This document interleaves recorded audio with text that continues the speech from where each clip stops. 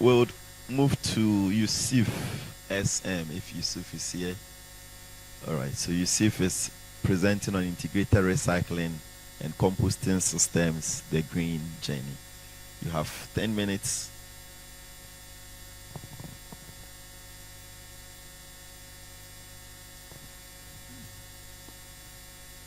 Good afternoon, everyone, and thank you, Mr. Chairman, for the opportunity.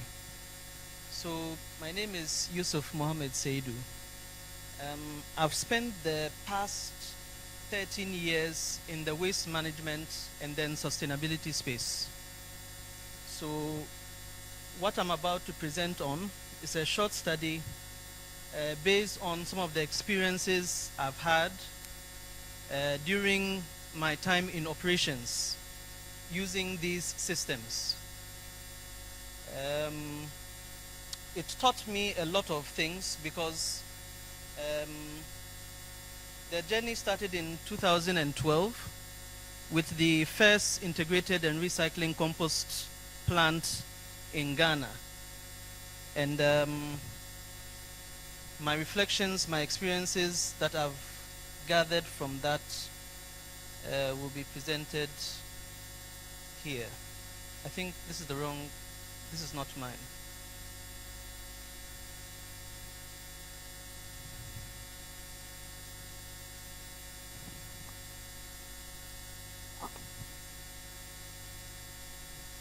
Okay, in any case, because of time.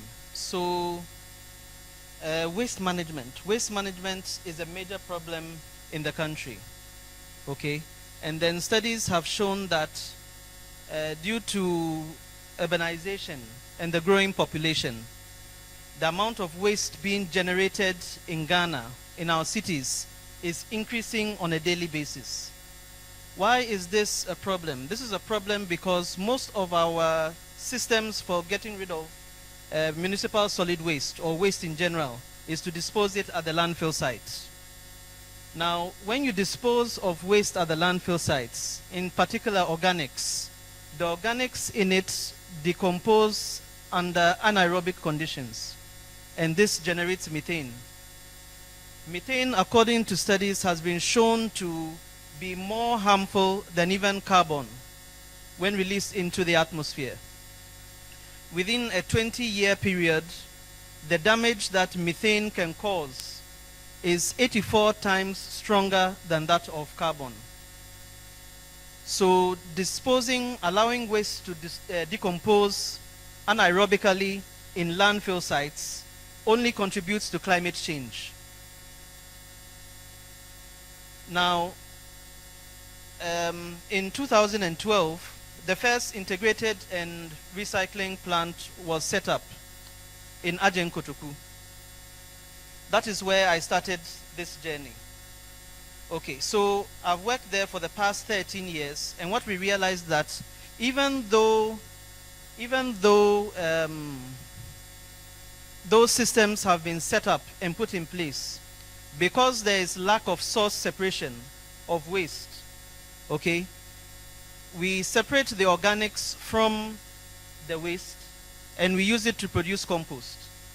However, the compost is many times highly contaminated because of the other materials that are mixed in it. Okay? So, okay, it's not ready yet. So, because of that, studies were done, and then if you look at reports even shared by the EPA, the UNDP, as well as other journals, you would realize that when you produce compost under aerobic conditions, which is in the presence of air, you help to reducing methane emissions. And this is the system that the Accra Compost and Recycling Plant was designed to do. After the successes that were chalked at the Accra Compost and Recycling Plant, the vision was, okay, this plant can solve the issues, perhaps a bit of the issues in Accra. But what about the other regions in Ghana? So based on the experiences that we had from the Accra Compost and Recycling Plant, we then set up also the Kumasi Compost and Recycling Plant. In addition to that, an integrated recycling and composting plant, which is called ARICOP, was also set up in Accra. Okay, so now because we want to contribute to reducing methane emissions, we are producing the compost under aerobic conditions. And in addition to that, we have been able to tap into climate financing. Okay, we are looking at the circular economy, trying to make sure that the waste system goes in a loop. And then we were also able to tap into climate financing under Article 6 of the Paris Agreement. So the integrated composting and recycling plants, some of them which are located in Goso, Sunyani, Dambai, Damango, and some other regions, are all under this project. Okay, so what I did was, I'm not looking to produce new data here concerning waste management, but rather what I was looking to do was to see how we can link the integrated recycling systems to the circular economy, to the Article 6 of the Paris Agreement, so that we can also contribute to climate action. So these plants have been authorized, and then they are under the Article 6 of the Paris Agreement to contributing to reducing methane emissions. Data which was used for this analysis, data from the UNDP, data from the EPA, other journals. The EPA, the UNDP, and the Ministry of Finance and Environmental Planning are constantly updating their records, and they have published documents relating to the activities which are going on at the integrated recycling and composting plants. Recently, we had a verifier come down, and then he also came to do a verification of our activities to see whether we are truly contributing to reducing methane emissions. Now, I think I should also mention that what we are doing, even though these plants belong to the Jospon Group, but it is done in collaboration with government. It works under a PPP, that is private-public partnership, because the government is also very concerned about climate action and then waste issues in Ghana. So it was through this that, if we all remember, a few years ago, under the NPP government, an agreement was signed between the Swiss government and then Ghana to help to contribute to methane reductions through composting. So some of these plants that we have are being used to do this. Some of the benefits that we have realized that have come out of what we were doing, we've realized that it has contributed to a lot of green jobs. Okay, a lot of jobs have been created through this. PPP partnership between private and then the government have also been strengthened. Okay, aside from that, there are methane emissions which have been reduced.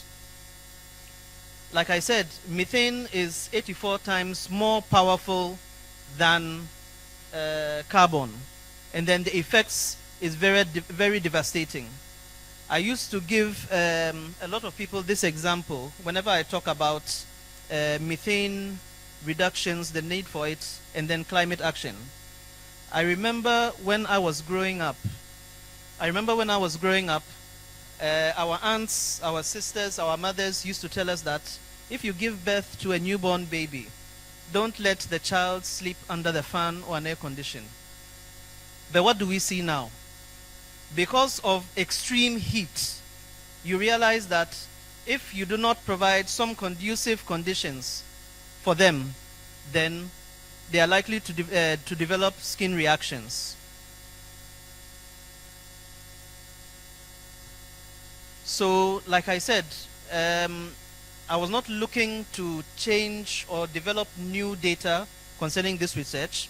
However, with future directions, I'm hoping that we can actually quantify since we have many of these plants, the goal is to have 16 of these plants, one in each region in Ghana.